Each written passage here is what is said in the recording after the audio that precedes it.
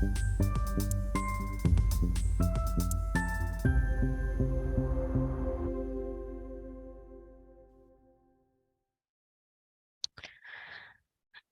hello, good morning and good afternoon and good evening to all of you. Welcome to this session on building preparedness for hydrological extremes in India, which is hosted by the Anticipate project.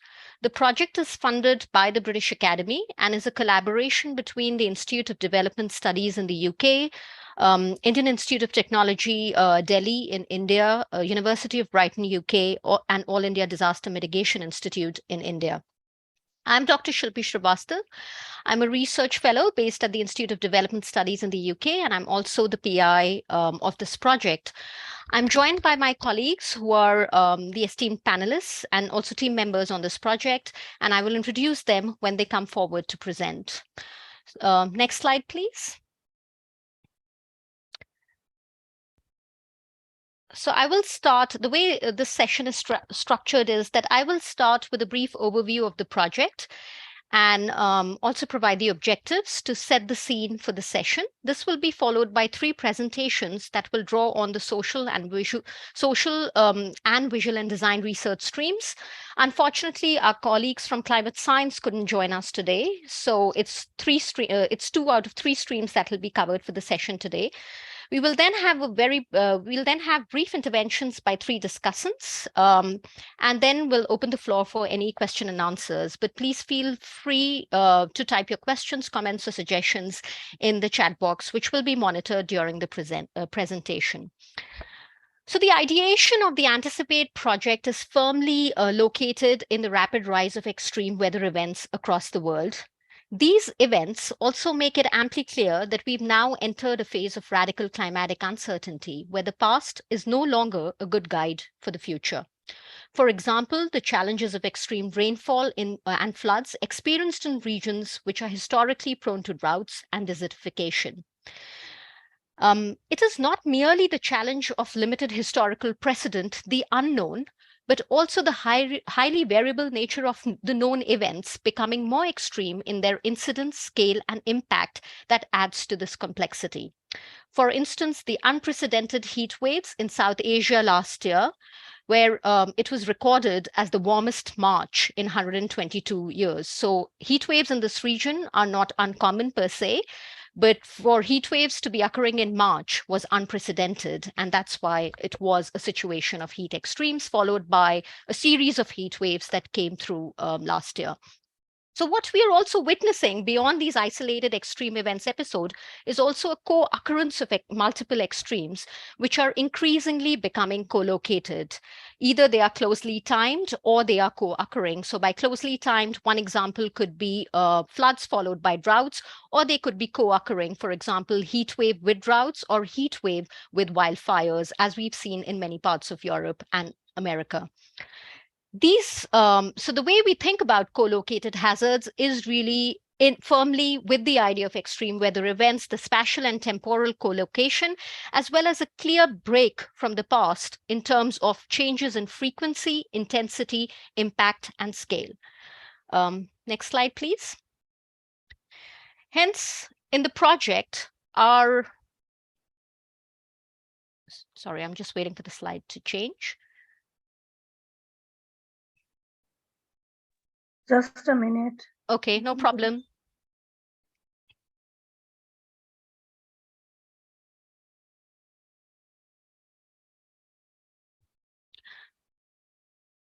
Yeah, thank you. Thank you, Nosheen. So as far as the objectives are concerned, in the project, what we are trying to examine is how different actors, including local communities, climate scientists, meteorologists, as well as government departments, are working with these co-located hazards. How are they framing them and how are they forecasting them, as well as how are they preparing for some of these co-located hazards? The project seeks to reimagine forecasting in the light of these hazards and explores whether and how some of the uncertainties created in the light of these hazards can be harnessed to co-produce preparedness with marginal communities from the ground up. Next slide, please. Our focus is on the state of Gujarat in Western India. It is one of the most drought-prone states in the country and has experienced erratic rainfall and severe drought conditions over decades. A lot of people are attuned to the drought-related uncertainties or conditions of scarcity, but what used to appear as a black swan event, that is floods or heavy rainfall episodes, are now becoming increasingly common. And this pattern, as our study shows, has become far more common from 2014 onwards. While local people may be attuned to coping with climate variability, the rapid rise of extreme weather events and high climatic variability has constrained their traditional responses, especially when wider forces in the political economy, be it industrialization, changes in land use, changes in resource use and access, also limit their adaptive capacity. In Anticipate, in particular, we are looking at the intersection of hydrological extremes, that is, floods and droughts, with some of these wider forces, and what are the implications for preparedness given this context. Next slide, please. So we are drawing on a range of methods from the social sciences, design and visual research, and atmospheric modeling. These are three key research streams of the project, but they don't sit in silos, and we are continuously trying to adapt and also hybridize these methods as we go along.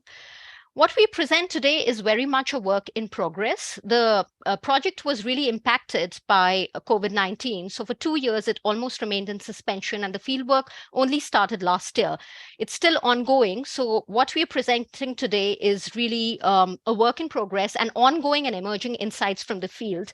And it'll be great to get feedback and have a conversation around that.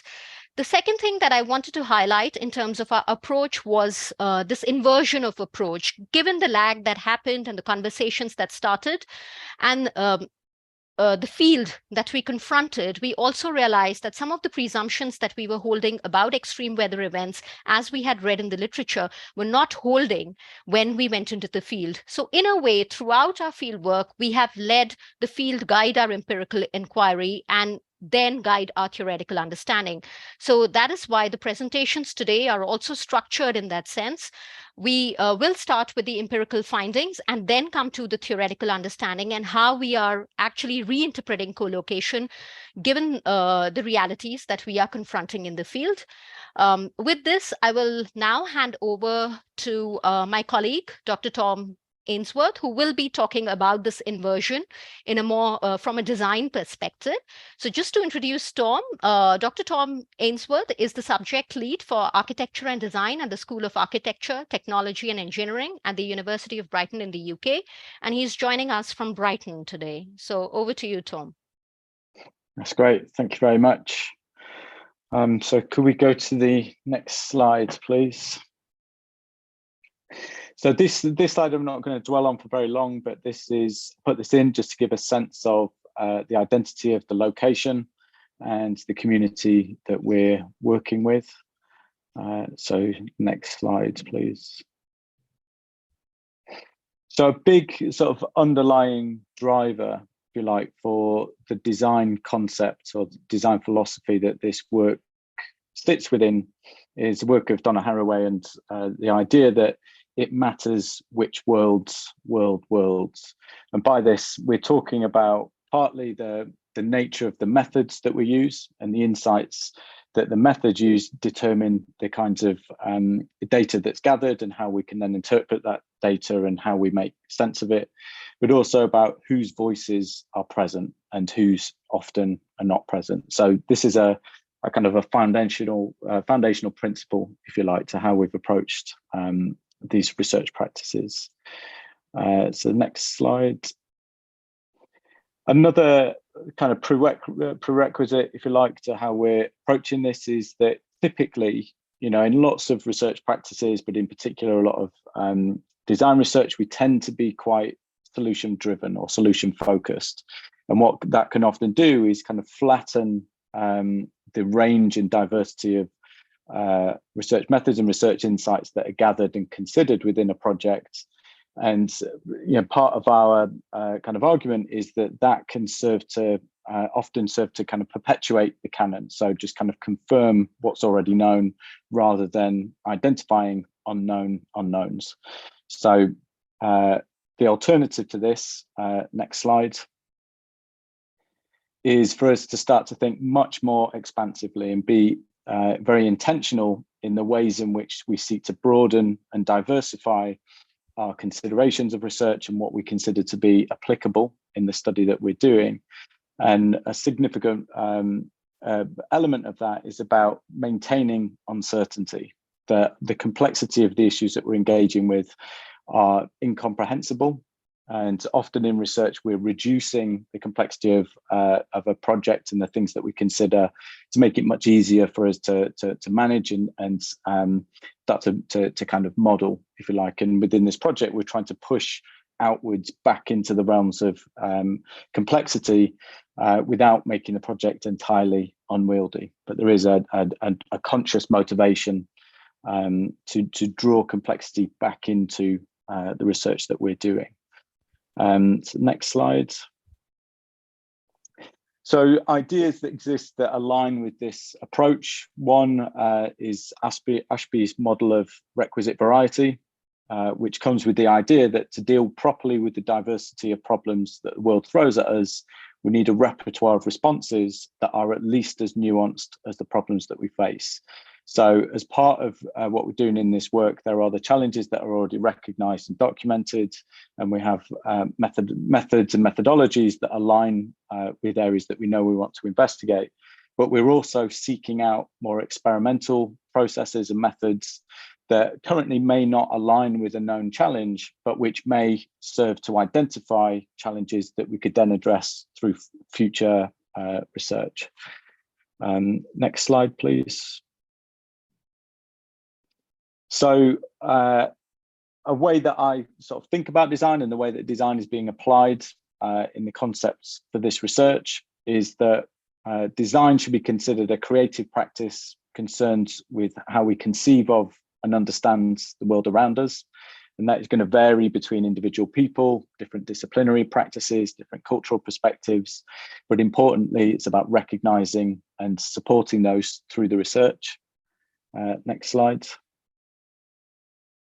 It's also about how we consider and define the challenges and opportunities. So this aligns with this idea about it matters which worlds. So it's about how we conceive of and recognize challenges and the extent to which we have agency to then act. Next slide, please. It's about how we, back again. That's it, perfect. So it's about how we develop and apply insights to create responsible change. So we are kind of, this isn't just it's not an entirely kind of philosophical project. We're also looking to identify opportunities for creating positive change in these environments. And it's also importantly about how we then recognize and consider the consequences of our outcomes. So the project or the consequences of our research don't end when the project ends. There is a kind of a longitudinal component of this, and there will be legacy consequences. Next slide. So we also need to be very intentional in thinking about doing more than simply trying to solve immediate practical problems. And again, this relates to the first slide, that we can often be too reductive in our approaches to research. And if we apply these reductive models, it would be, it's akin to kind of accepting that the issues that we need to engage with are predetermined, which is what the kind of box in the outside of that image at the top represents, and that somehow the work that we're doing is constrained by those predetermined parameters. So next slide. So an important part of this research is that we prioritize questioning, challenging, and shaping the nature of the research that we undertake, and defining that which is studied in support of broader sets of values. So rather than accepting a predetermined set of challenges, we are partly determining the nature of what is considered. And importantly, the orange dot in this straddles between areas of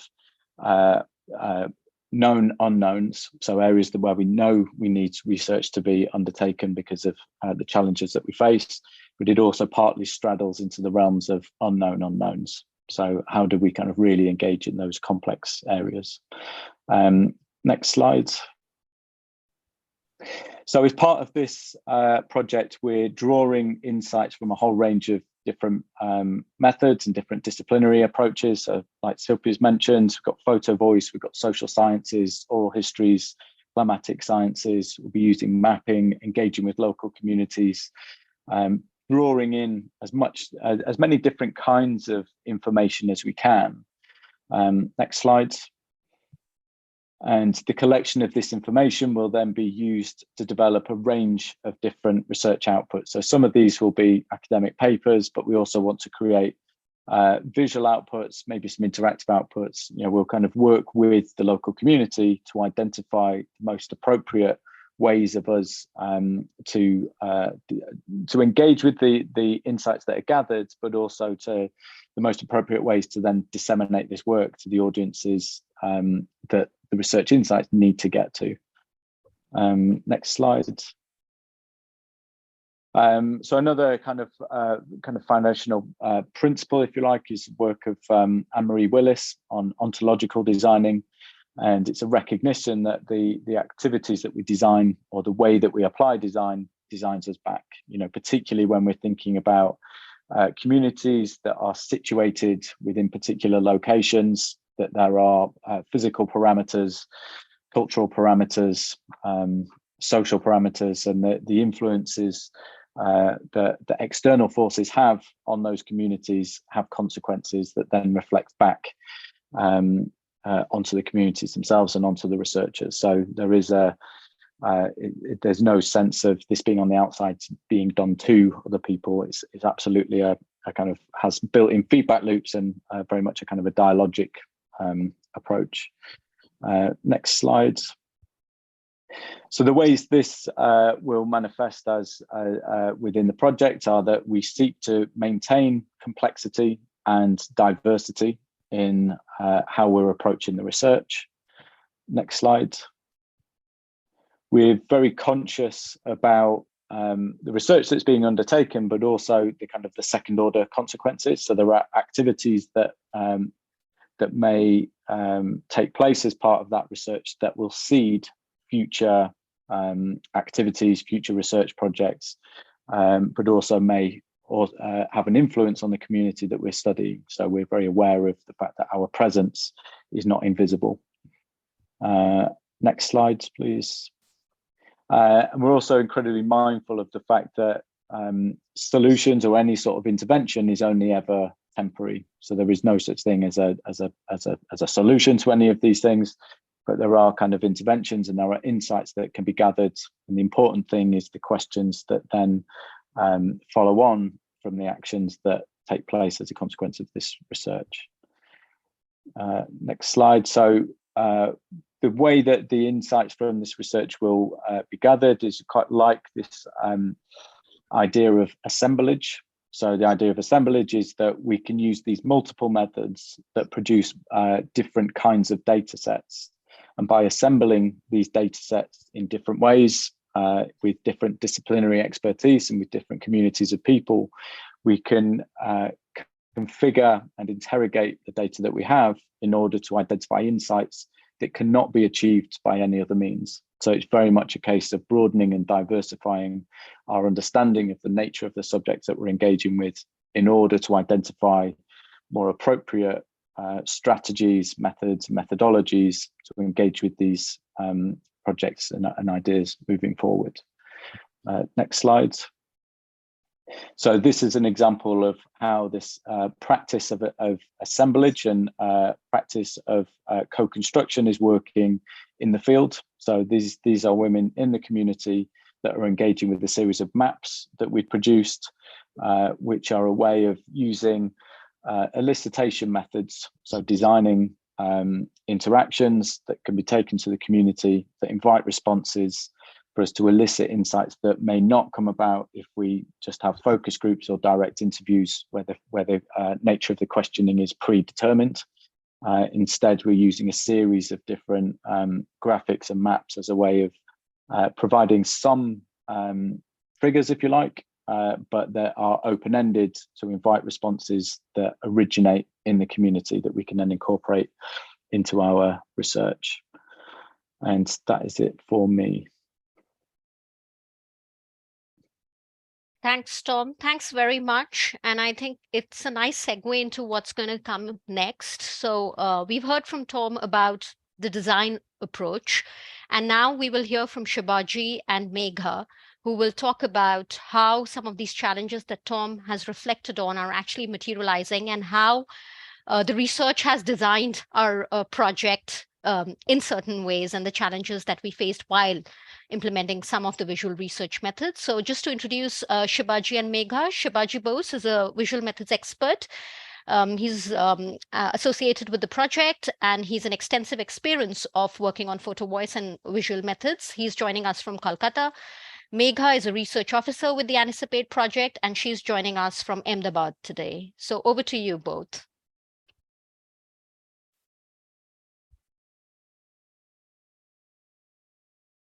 Megha? Yes. Sorry, I think I got muted.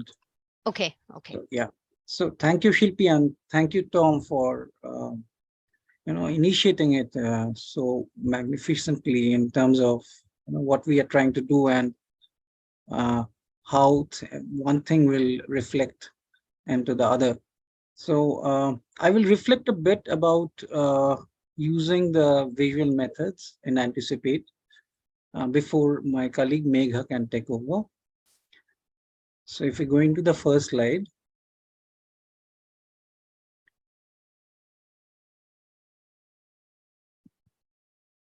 Okay, so the visual tools for surfacing tacit and subjugated knowledge are increasingly used in a wide range of research queries pertaining to climate extremes. And this short presentation, which I will just begin and Megha will lead on to it, attempts to understand and reflect why and how a wide variety of visual methods were selected in this project, Anticipate, to unpack multidimensional evolving themes across a wide variety of spaces within our research village, and some of them ranging from hidden to visible, but even if they were visible but sometimes not fully understood.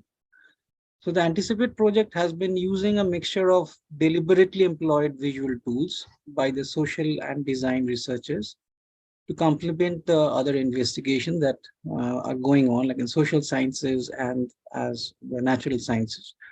So, for example, photo elicitation, we'll come to it, in a while, and engaged photo documentary photography are being used from the beginning of the project as need-based methods due to time and situational considerations, as the project lost considerable amount of time due to COVID. So, but by letting go of the researcher control, we found that was itself an emancipatory approach where the voices and the agency gave the local people a sense of stating their beliefs and perceptions freely of their own logical legacy of contending with unfolding uncertainties imbibed in the traditions and this very special landscape. So the embracing of the study process through their own indigenous lens oriented the researchers to an intimate understanding of how they contend with variability in weather, to variability in changing structures in governance and market regimes. The pictures that we'll see from the photos, like women collecting water and issue of access taken by our researchers, were able to draw reflections of the community through their fusion of subconscious and tacit knowledge of the unreliability and unpredictability of their milieu and what they construe as resources and its place, time, and circumstances, and of course constraints. Intersectionality, also what emerged through with this engagement over time through this verbal, participatory, visual conversation was a hybrid knowledge through a variety of crosscuts like caste, identity, race, gender, age. Now, the lack of uniformity in their reflections, even within a given context, also mirrored the difference in contextual experiences of an individual from the groups, depending on the vantage points of their lived daily lived experiences. So the articulation of emotions that may have been subjected for social and economic reasons, for these, the visual methods provided an understanding of the impact of evolution over time on their livelihood, on their food security, their shelter, their displacement, and change of identity without and within in terms of their personal and community experiences. So I will now hand over to my colleague Megha, who will be able to provide a day-to-day reflection of her close interaction with local community. Over to Megha. Thank you, Subhaji. So as Shivaji attributed, what are the needs of visual methods nowadays to in-depth research and more particular approachable, more horizontal approachable research these days. Under anticipate, we are implementing two visual methods on ground. One is photo voice and another is photo elicitation. So under photo voice, there is a group of 7 to 10 women aging between 13 to 52 years. We have covered all the social intersectionality here, including Dalit, Muslim, Chakur and Bharwar communities women into the group, who are participating and capturing photos on the ground based on what they are feeling every day, what they like, what they don't like about the village, and how they are evolving during this time of uncertainty. Half of the group participants can access the smartphone and own the smartphone and have the a data connection within it, and share the photographs via WhatsApp group. But the other group, the other 3 to 4 participants from the group are supported from the family members or from the group members in itself to share those photos. In the WhatsApp groups. This is the volunteer activity which women are doing on their own to give the community women's perspective to the research objective. And somehow it's overburdening for them when they are doing all immense work at their home and fields. And other than that, they are also doing this activity. So at some point of time, it is overburdening them with doing all these activities. Next slide. However, in the very starting of the days when the exercise was implemented, they were very active and motivated to perform this activity, to share the photos happening around the sharing about the what is happening in the village and everything. But after some time, when the festival season came, when the cropping season came, they somehow disconnected performing this activity. The young girls are more active than the women, and they are sharing their photos very regularly. Here are some photos which are taken by community women participants of Photo Voice group. They are the photos are focusing on majorly focusing on their needs and demand. So here in the first photo, one young girl attribute that we don't like to walk for a mile or other, more than that to collect just drinking water. And she firmly says that we want drinking water to come to our place by the tap only, and we don't want to go to the riverbed area or any other area in the village to collect this water. In the second photo, a lady attributed that about the women's safety.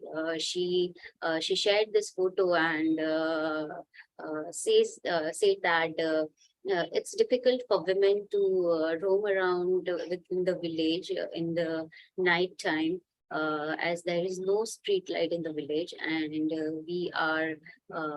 we have some issues of safety from dogs or anything. In the third photograph, a woman is worrying about the mosquitoes breeded from this garbage and muddy area uh, uh, done by happened at the main road, and she is very concerned about the disease spreading through this mosquito. So she also wants the cleanliness in the village, and so here, the photos which are coming from the participants are more focusing on the needs and demands of the participants. Next. The other method in the visual aspect we are using, we are experimenting is a photo elicitation method. Here we are discussing on a bunch of photographs clicked by me and other researchers around the village, and discussing with the group of people. Uh, we have we were discussed it with three groups. One is from young girls, one is with women, and another is from men. We have also keeping the mind all the intersectionality, as Shivaji mentioned earlier, the age, their race, their religion, their gender, and everything. And we were discussing about the places, the photos, and the activities happening in the village, on the how that photo is making sense to them individually and to the community.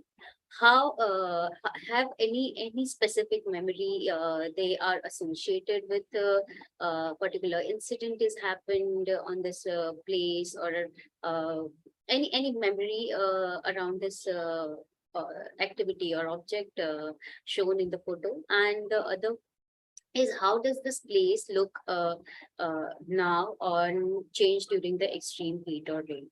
So on the discussion, they have discussed about, next slide.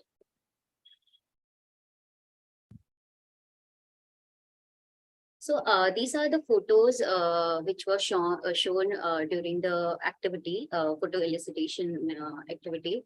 The first photo was taken during the midsummer time, and the other photo is taken during the early monsoon time. So this is the riverbed area. The borewell were constructed in the riverbed area, and the water, the village is accessible to the water through this. The women group is going there to collect the drinking water. Here, the women group clearly attributed that it's not just the issue of drought or floods, or like scarcity of water, or the excessive water. It's also an issue of quality of water supply, and the water supply at the given time.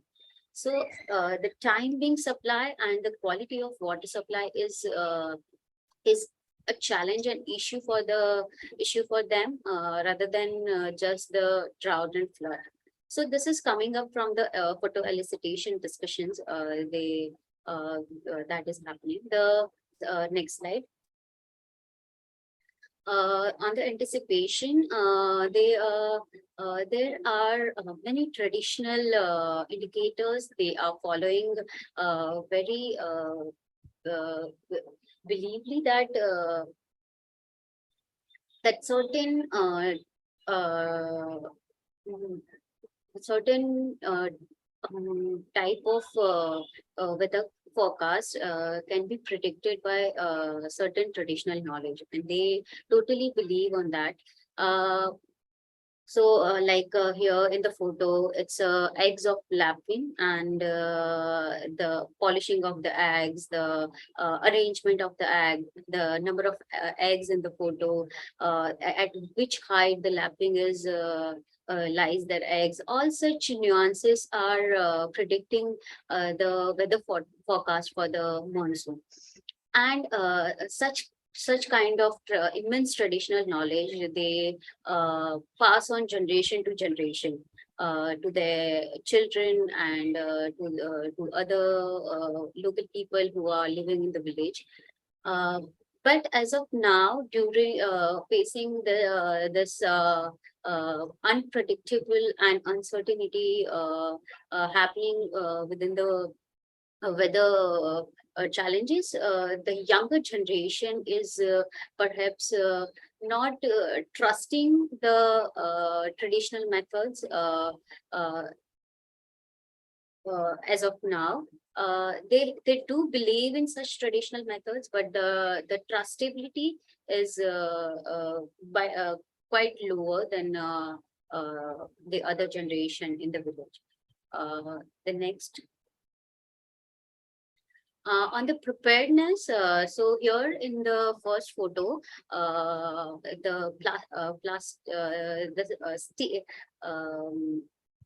clay stuff is covered with a plastic. So to keep it dry and keep it safe from the rains. And in the another photo, the women are preparing floor with a mixture of dung, animal dung, and sand, riverbed sand, to make it so rigid that they can prevent the flows from soil erosion during monsoon, and also to prevent them entering the insects from the flooring itself before the monsoon. So these are the traditional knowledge and sense of adaptation and coping mechanism during the seasonality, and it's their part of daily routine. So they are already preparing for all the uncertainties by their own during each day. Next. So other primarily insights are like when all the photos were shown to them, they were observing minute details like intensity of clouds, what are the color of clouds, the direction of shadow, and what this all means for the forecasting purpose, for the seasonality in the photos, for the sake of like how they are preparing and everything. So they attributing each minute details during the photo elicitation discussion. The activities are different for different community, and this came out very strongly during the discussion. Groups went down the memory lane and going through each photos, like we were doing this in the riverbed area, and all the memory lanes they have enjoyed before.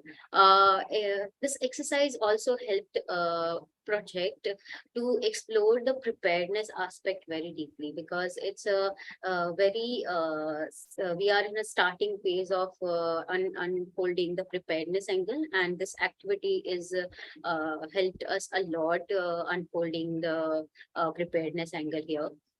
Groups were very eager to know why those photos were taken and why we are asking such questions, and on each questions, the answers from the of the other discussions from the each participants is very unique and different. But in addition to it, it's very important how we choose the photos, how we select the photos, and how the sequence of photo, how what we are showing them first and then second and third. This is very uh,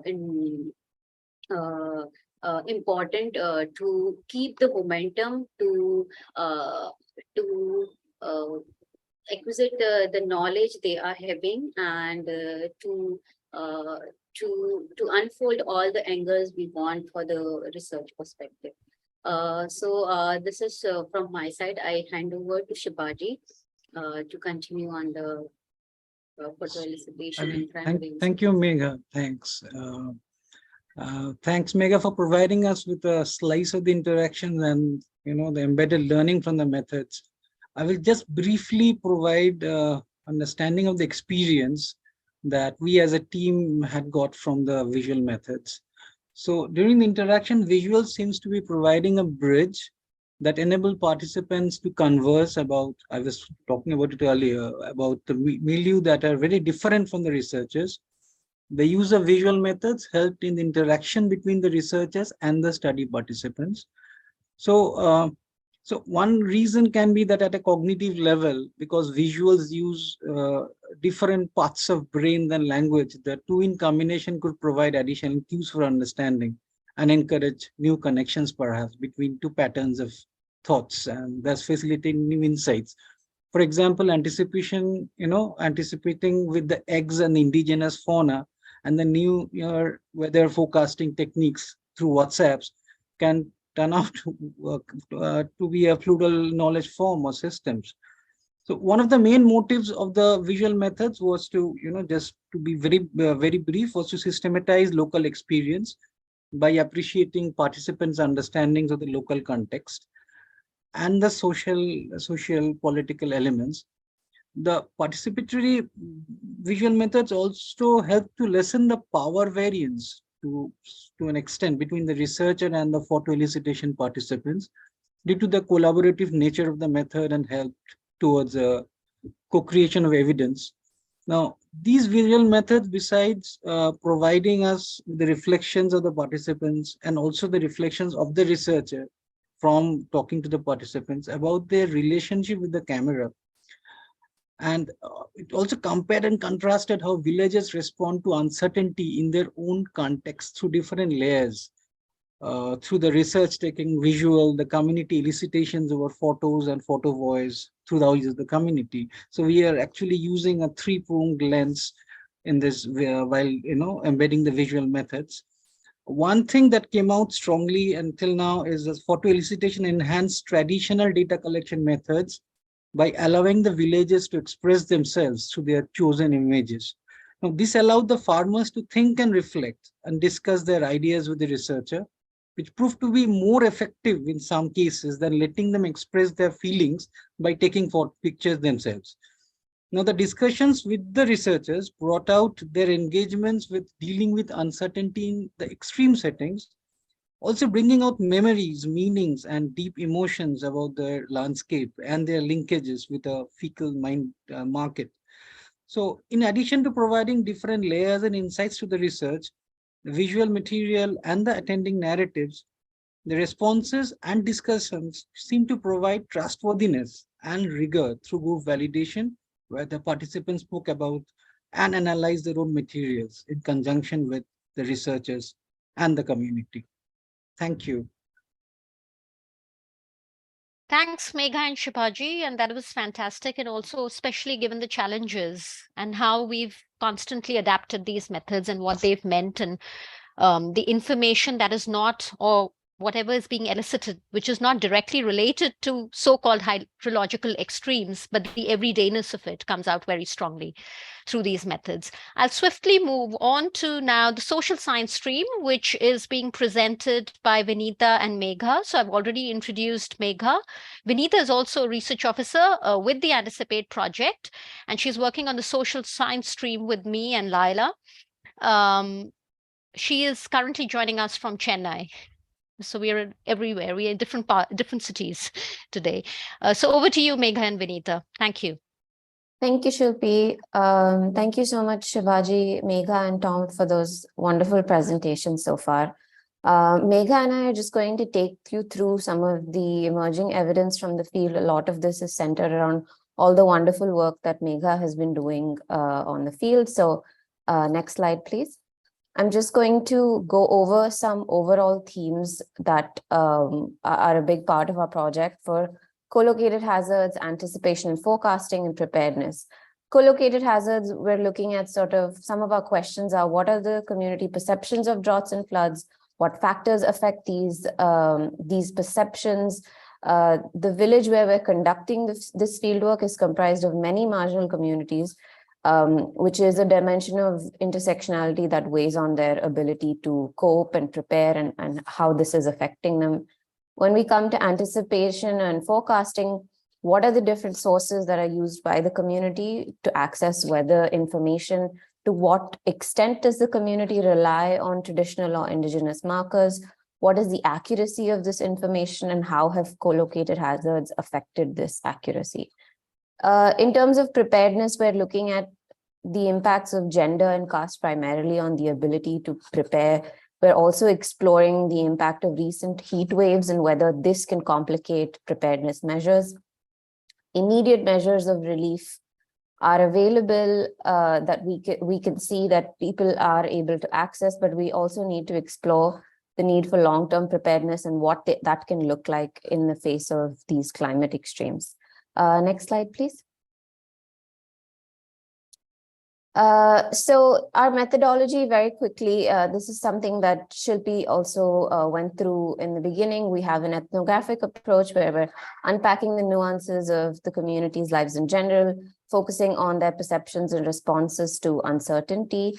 The visual approach where we're making the research more participatory and we're focusing on the community perspective very much in depth. It's their voices. The science and design-based approach is mapping of co-located hazards and extreme weather events with scientific designs. Next, please.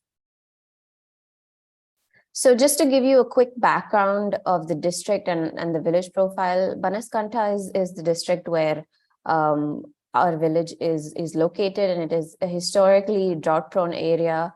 Droughts have been droughts have been officially declared by the IMD for about 3 years in the last decade. Banaskantha has experienced monsoon deficits almost every year in the last decade. Our village, the name has been anonymized, but the village itself is quite isolated and very difficult to access. There is a diverse community in the village, especially consisting of vulnerable social groups like Dalits, Muslims, OBCs, etc. Next, please. I think this is where I hand over to you, Megha, to talk about sort of our broader themes, and I will come in at the end with some final thoughts. Thank you, Punita. Next slides. In co-located hazards, the community. Next slide. Thank you. So under the co-located hazard on the drought, the local people are referring the timeline, which is before the 2005. They are more referring about 1986, 87, 88, 2004, and before that. In recent time, they are referring more about drought-like conditions, where they talk about scarcity of water, scarcity of fodder, scarcity of agricultural input, the migration for this border nearer area with the canal access. So these are the drought-related conditions they are talking about in recent years, rather than the extreme drought or the drought. Because since the canal came or canal constructed and they were accessing the water the one way or another, the economic state, they were becoming more economically stable with the income from the cash crop or from the animal husbandry, or the next generation's migration towards the city area. So they are not referring drought, but they are referring some of the drought like conditions here in the recent year. On the contrary part, next slide, for the floods, they are referring the recent time, like 2015, 17, 19. So now the wet episodes are occurring very rigorously here, in the and the area is transforming from arid region to say semi-arid region. Uh, but again, they were also coined the terminology like waterlogging.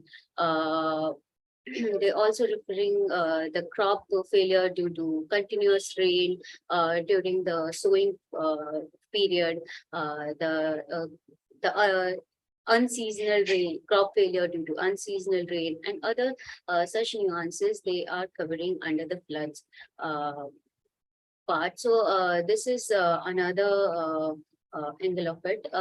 The riverbed area is much closer after the 2017 floods. So so the river is changing its course. Before it's 1 or 2 kilometers away. Now it's only 1 or 2 farm fields away. So these are the local perceptions of floods and drought we have. They are fine so far.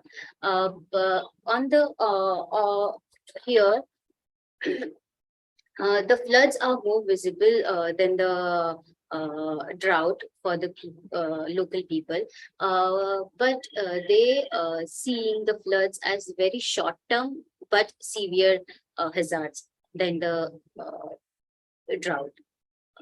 Next slide. Next slide on the anticipation and forecasting. Next slide. There are many traditional methods of forecasting, as I have referred before. During the co-location of extreme events makes it harder to rely on the traditional methods as of now, but yet the belief in traditional methods is still very strong. They are undertaking some of the decisions after forecasting on the basis of traditional methods.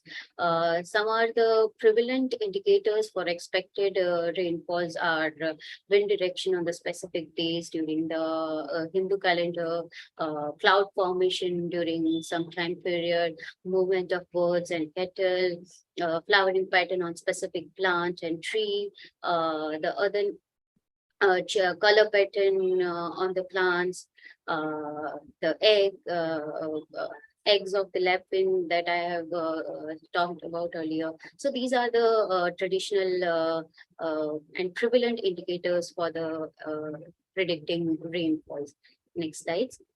But shifting from traditional method, now they are more relying on the IMD's forecast received via WhatsApp message or text message or the alerts provided by iHead portal or news portal or anything. And some of the local indigenous weather forecasters have came and their predictions are trusted by local people nowadays.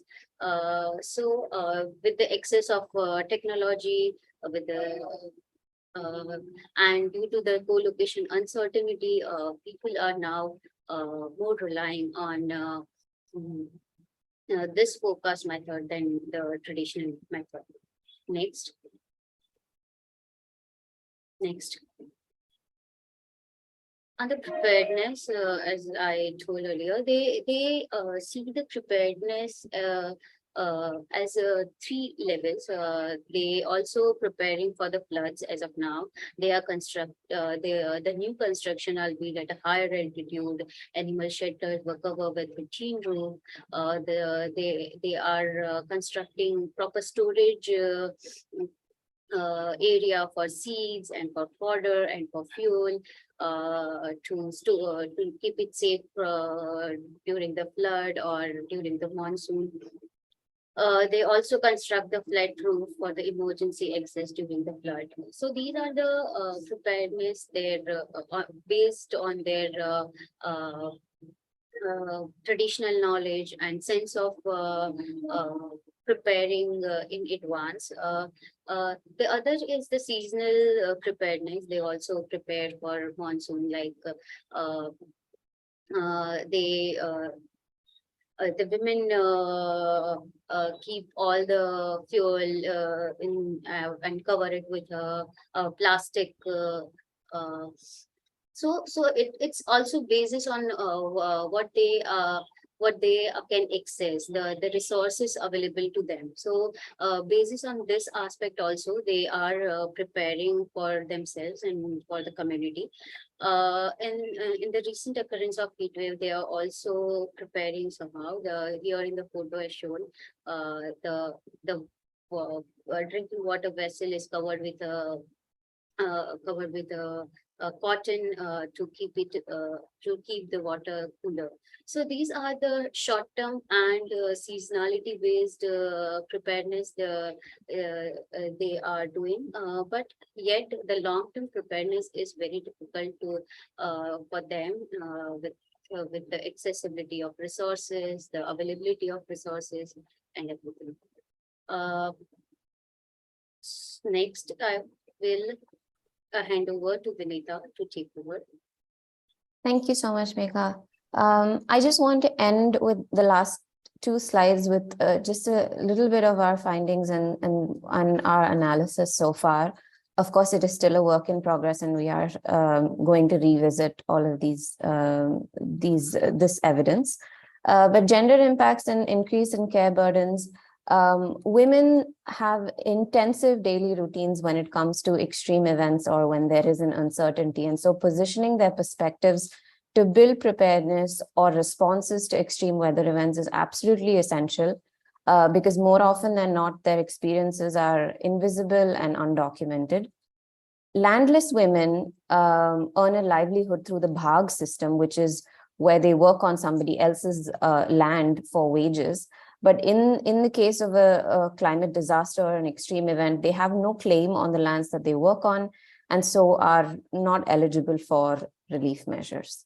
Next, please.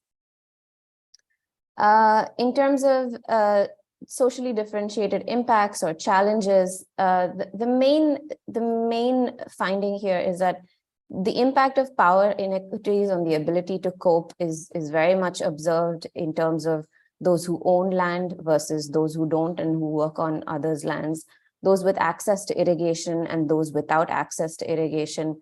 And of course, the social differentiation or your where you fall within the hierarchy of the society in the village that intersects and amplifies challenges for some communities more than others. Relief measures and preparedness, and this is again a theme that we are still exploring. It needs to be socially inclusive and center the experiences of these communities and not to be triggered by arbitrary rules, which is how drought compensatory measures are currently being implemented. So those are some thoughts and findings from our time in the field. Thank you. Thanks a lot, Megha and Vinita, and that was great. I'm aware of the time, so I'm just going to quickly go through the last leg of the presentation. So as I had said in the beginning, we've let the empirical inquiry now guide our research themes, and that is what I'm going to take you through in terms of how the field is now shaping our research going forward. So next slide, please. So as I said before, we very much locate our work within the compound climate extremes literature emerging within climate science, which is talking about these multivariate or different kinds and multiple climate events occurring at the same time with unusual combinations, which we've not seen before or which are highly volatile or creating high degrees of variability and volatility. Our point of departure there is basically this mismatch of how extremes are being seen in models, for instance, and in forecasting, and how extremes are being experienced. And we take this clue from Zeschler's work, who's a climate scientist, who's argued that hazard does not need to be extreme in a statistical sense, provided that it triggers an impact. So it's possible that what appears as a hazard, as an extreme in a model, may not be an extreme on the field because the different kinds of variations and how the place is socially and community is socially situated, etc. So our main aim now is to understand when does a hazard become extreme, for whom and how. And drawing on the work that Vinita, Megha, and Shibaji and Tom have presented so far, it's really about these local experiences and what are they telling us about extremes, and how are extremes socially and politically constructed. Next slide, please. So the ongoing work in the climate science stream, and some of our colleagues are, two of our colleagues are not present here today, as I said before, but this is just a gist of what we've got from the rainfall patterns that they've been studying. Next slide, an arrow should appear. So what you see here is basically, essentially, the wetter parts of the country are going to experience dryness more. And the next slide, please. And the drier parts of the country, which is the western part where we are working, are going to become far more wetter. So this is what climate science is telling us and models are telling us. But what we're experiencing from the field so far is, next slide, please, that floods have not yet entered the public discourse. So we've done quite a few interviews with the local community. We've tried to gather experience of how they see extreme rainfall, but also we've done some interviews with stakeholders as well. And there is not enough out there yet to say that, yes, this is the new normal and we must prepare for it every year. It is entering the lexicon, but not as much as it should, given what the model is showing us. So they're still being seen in many ways as a one-off event. So people talk about floods as a 2017 event and not something that they need to prepare for. Having said that, I must highlight that there is a lot of emphasis on early warnings being put in place. And we've seen that in our site also in the monsoon period. But how these early warnings translate into effective action, who can take action, is also incredibly important. And that is what we're also trying to explore, and how messaging happens in terms of early warning. It is essentially the volatility and variability in the hydrological extreme. And when it goes beyond the bounds of known, be it the green drought or be it the high variability experienced during monsoons when they don't expect rainfall and rainfall comes in September, etc., which is really creating an extreme impact for the populations and local communities that we are working with. The second thing that we've realized or we've seen so far is that it's really the daily stressors, the water access, quality of water, irrigation, links with market, and livelihood issues that are compounding some of these impacts. There is also this interesting binary that's emerging between everyday versus the episode. So extreme weather events are often linked to a particular episode of drought or floods, but as we know, it is on a spectrum. So this is within local communities, we are seeing or lodging a continuum of experience, which is shaped by their distinct trajectories of vulnerability. Next slide, please. So in that light, we have tried to reframe co-location. And what we are trying to do now is to deploy a relational lens to extreme. And by relational here, we mean how are different actors relating to extremes and how are they framing and constructing them. And there are 3 or 4 principles as of now that are guiding some of this reshaping. One is that hazards are socially and politically constructed, as we've seen from the presentations before, that it's moving beyond the episode and focusing on the everydayness. So the findings that are emerging right now are not so much around floods and droughts per se, but the daily stressors. And they are compounding impacts when droughts or floods hit. Second, the political economy drivers, of course, related to land use change and changes in resource access and use. The second point is that co-location is to be seen as an axis of multiple interactions. So when we began the project, it was ecological co-location of droughts and floods. But we are also witnessing a temporal and spatial co-location of different kinds of events and different things happening. For instance, heat wave was not something that we started with. COVID also co-located with some of these hazards and created multiple dislocations, migration being one of them. So we are unpacking co-locations and the dislocations it creates. Centering structural vulnerability is really important in understanding co-location, and the visual methods, visual research presentation, as well as the social science presentation, really highlights that the differentiated response across the communities and how they're able to access resources and therefore prepare. And there is this whole understanding about cultural responses to risk and uncertainty and limits to anticipation, which is coming out very strongly in some of our work, not just with local communities, but also some of the stakeholders that we've managed to interact with. Next slide, please. So in terms of preparedness, which is really like the last leg of our project, so this is what we've understood about co-location. Now, what do we ask about preparedness? And this background of co-location is really important to ask these questions that I have outlined. Who's imagining for whom? Who's preparing for whom? And who's prepared for what? It's really important. Whose voices and future counts? How do they see that future? Do they see these co-locations in their future, and in what ways? And what kind of future is being imagined by different stakeholders, be it the modelers, be it the researchers themselves who are working in these areas, and also the local communities and different stakeholder groups. What are the hidden understandings and embodied practices of future making when it comes to ideas of preparedness? But what we've seen so far in our research is short-term preparedness measures are emerging, and there is quite a limitation in terms of building long-term preparedness measures. I'll stop there. Thank you.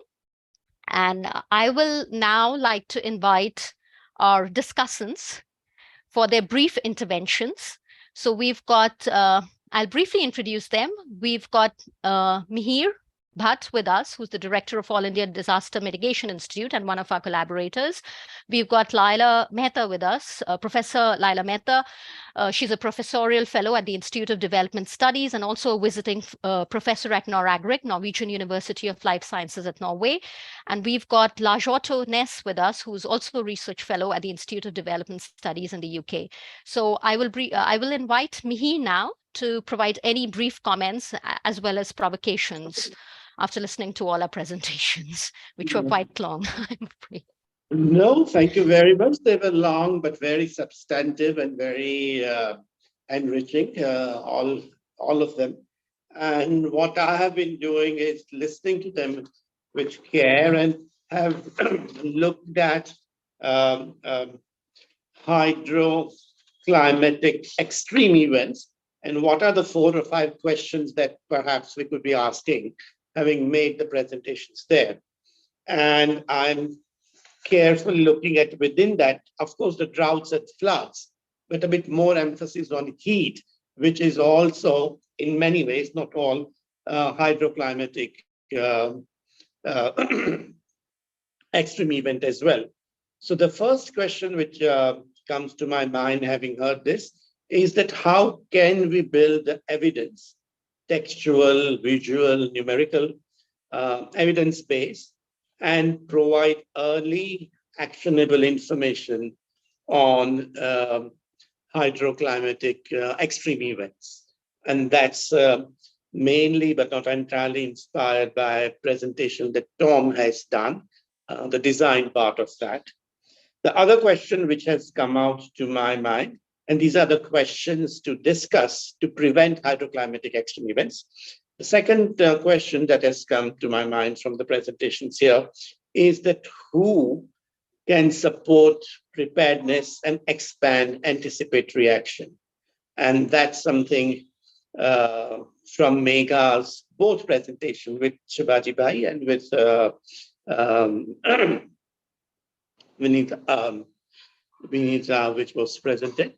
The third question that comes to my mind, and total 5, is that who can explore new and more sustainable ways of financing local action, especially because all these actions that we are talking about, may that be co-location, anticipatory, forecasting, preparedness, but they are more and more monetized now.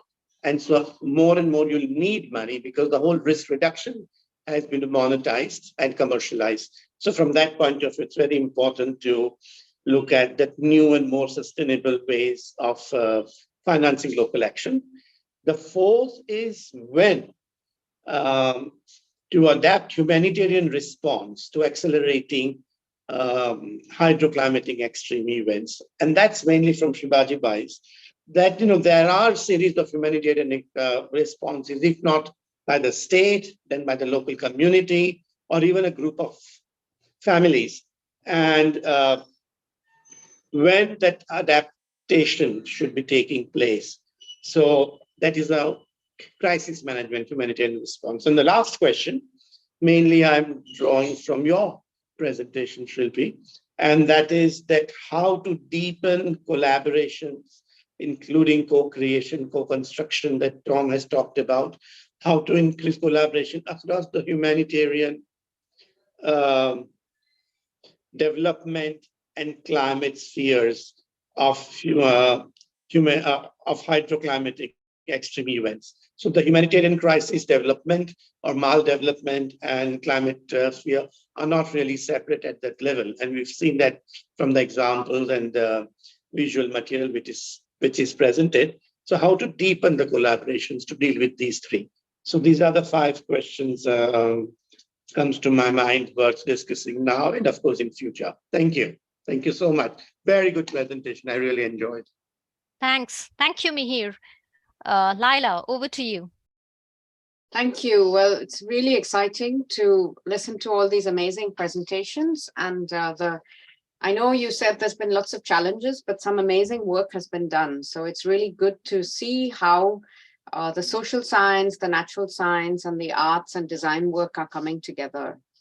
It's a very pertinent topic. I mean, we know about these co-located hazards all over in the global north and the global south. And what we're seeing is it's an increase in volatility and uncertainties. And I think the project really nicely handles it. However, a lot of the government mode of operating, especially in Gujarat, has been a kind of command and control kind of approach, including the Narmada, which I'll talk about in a minute. So how do we shift that thinking towards sort of iterative learning, flexibility, and even issues of care?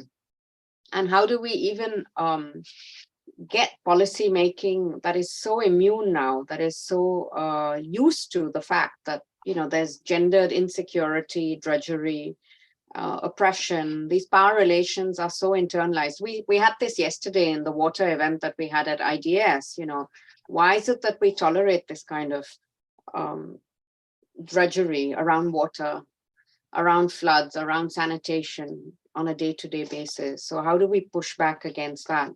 Now, the Narmada has been made out to be the panacea of Gujarat. It's very controversial. It's for 50, 60 years, there's been these controversies. And as Vinita and Megha have shown very powerfully in their presentations and through the work, it has reduced water insecurity for many, but not for all. So there's a lot of inequality around that. But overall, yes, most farmers and most people in this study area have access to some kind of irrigation.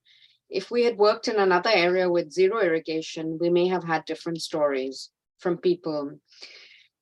Now, it's also clear that the government has really failed to implement the design as it was intended. So in Narmada, it's been a kind of free-for-all. Those who have the money, those who can put their diesel engines, get a lot of water.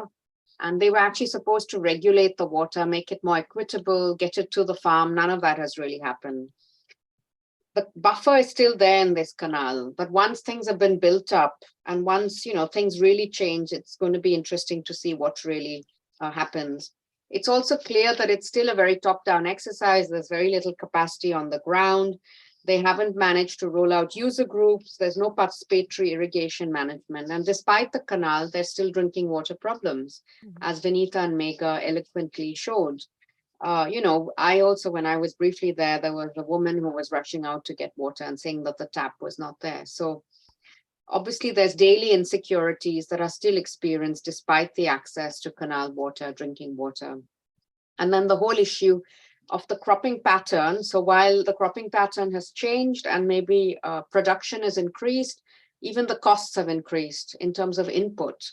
So that could also lead to increasing insecurity, economic insecurity, if your income is not going up overall. And there's all these questions about feeding into existing inequalities and increasing them. So, and what also strikes me, and us, all of us, the three of us at least, because we've been doing some interesting interviews on Narmada, is why is there not more research? Why has there not been more done? A lot of people are referring to studies from the early 2000s. So that's a big gap there. And I think the links between the canal and security, insecurity in different ways, and also in terms of the hazard, there's some clear links between the canal and flooding and the 2017 flooding, but this has not been officially acknowledged by the government. So we're doing this work now. It's really interesting and, you know, just very excited to take it forward. And once again, congratulations on the great work. It's really good to see it all come together so nicely in this panel. Thanks, Laila. Thank you. And I think, yes, you're right. I mean, the Narmada angle is quite significant for the region that we're working in, and also for these questions of co-location in terms of security and insecurity. So thanks for highlighting that as well.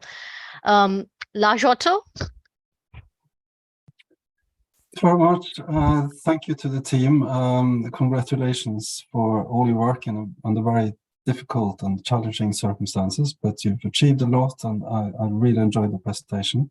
I find the project very innovative in that it combines the sort of design, arts, photo voice, visual methods with the social science and natural science. So, and on some of the most difficult things to disentangle, or in a way, do you focus on? I particularly like to focus on the more invisible aspects related to culture, related to values, related to emotions, but which are often the most important ones. And I think you've done a fantastic job in sort of uncovering some of that. What does really mean something to people, and why and how?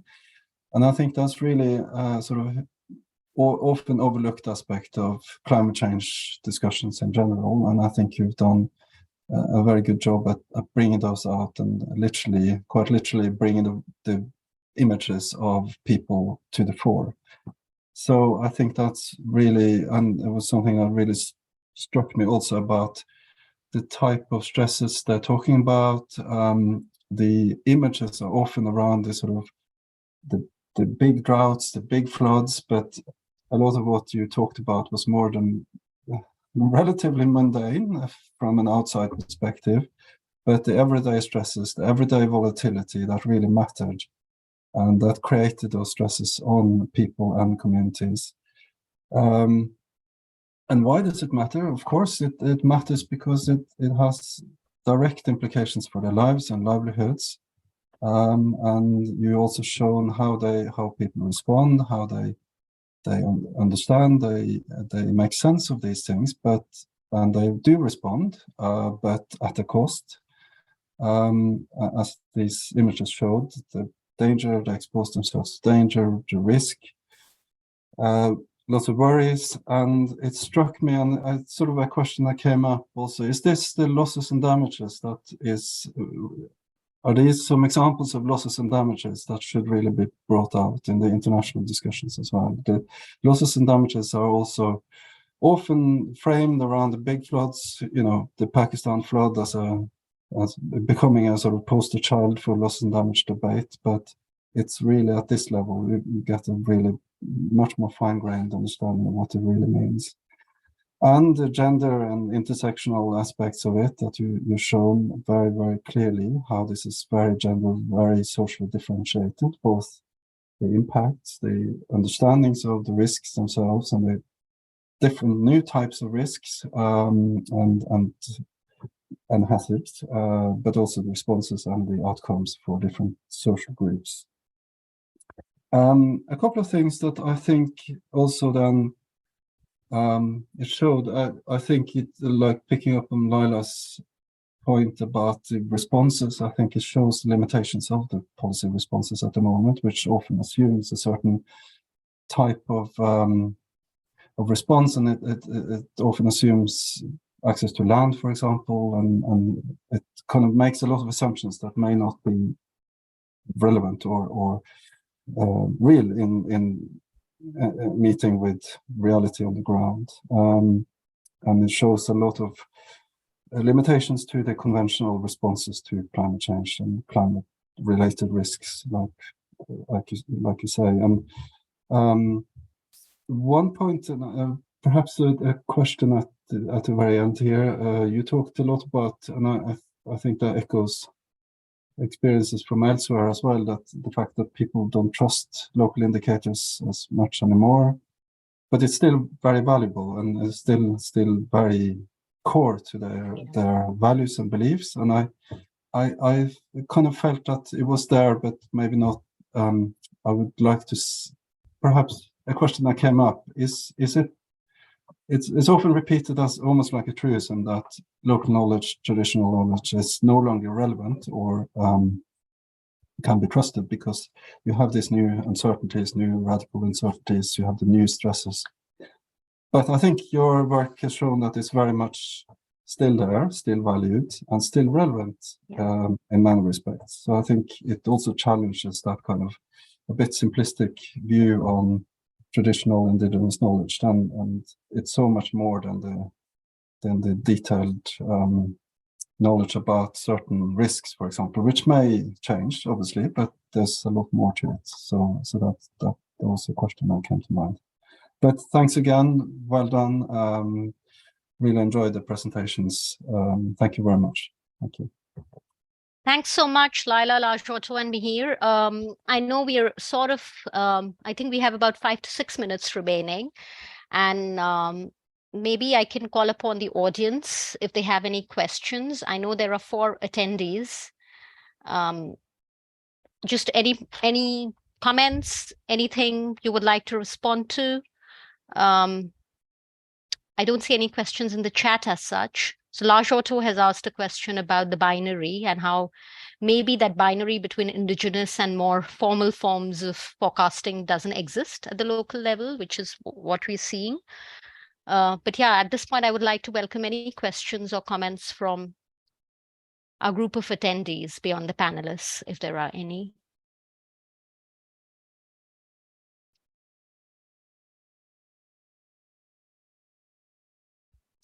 Okay. Would any of the panelists, Vinita, Megha, Shibaji, would you like to respond to anything that has been raised by the discussants? Just very quickly, like a minute each. Well, I don't really have much of a response, just to say that I think, especially with a lot of things that Laila said, these are some things that we've been looking at. We've been speaking to people who have been telling us these things. And yes, I also think that it is quite a big gap that, you know, I was not able to find any work on something that seems so crucial, that is not like 15 years old. So I think I feel like it is a big part of, you know, the everyday stressors and the everyday vulnerabilities that people face is access to water in all forms, be it for agriculture or for drinking, which is, again, I think another issue still going on in our village, in our site. So yeah, I'm looking forward to sort of unpacking these more in the next few months. And yeah, this has been very exciting and very nice to hear all of the presentations. Thanks, Vanita. Megha and Shibaji. So I agree with most of the comments of the discussions, and it is true that when we went to the field and when the results are coming in, also the interactions with Megha and also the other people in the community, you know, there are tensions that we are trying to push, and that's also a part of the methods that we are using. But one question that we keep on, while we are reflecting and coming back from the field, how to get out of this drudgery in this daily existence, because as Lash was also saying, as this is mundane, as this is not a big event, and why has it been just taken as a norm and nobody talks about it? that perhaps is the latency of drudgery, or this, the silent thing that keeps on happening. So if this research at least try to push against this top-down narrative in innovative ways that we are designing, and at least try to disentangle, the messiness and the mangled landscape, at least if they can help to for people to rethink, to at least bring back the debate of the, loss and damage and small mundane stuff, and change the values and beliefs a bit, or at least inform the policy about such mundaneness, which is also need to be something that needs to be appreciated, and it's just not the bigger things. That's what I wanted to say. Great. Thank you. Thank you, Shibaji. Megha, half a minute to you probably, or maybe a few seconds. No, it's okay. I'm agreed with what Nita and Shivaji are saying. We will be working on what all the questions are coming, and hope to have some answers at the end. Well, we'll never, as Tom said, we'll never be able to solve the practical questions. It's an ongoing tension that we are harnessing.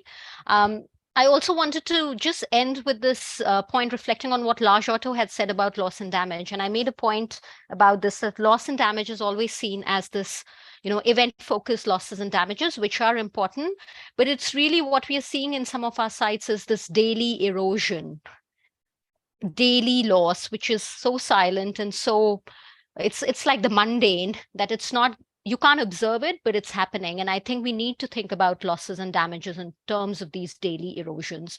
So what we've really tried to, what we are really trying to highlight in this project is actually unpack the tensions in this word extremes. What does it really mean for people who are exposed to it?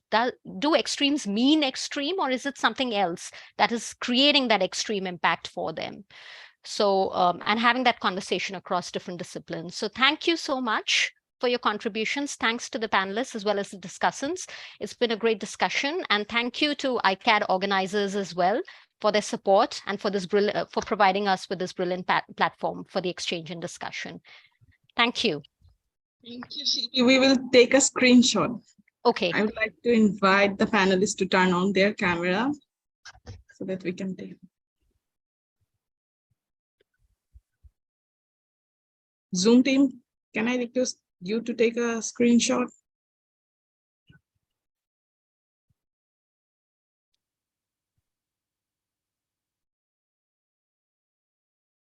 Sarah, can you confirm, is it done?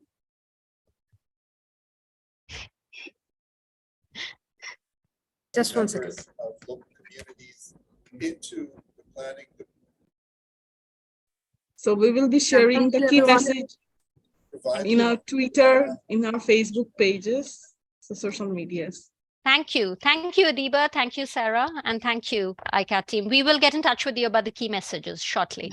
Wow, well done. So much work, ICAT team. Well done. Thank you. Thank you. Thank you so Take much. care, everybody. Thank you. Thank you very Bye-bye. much. Thank you. Bye. Bye. Bye. Bye.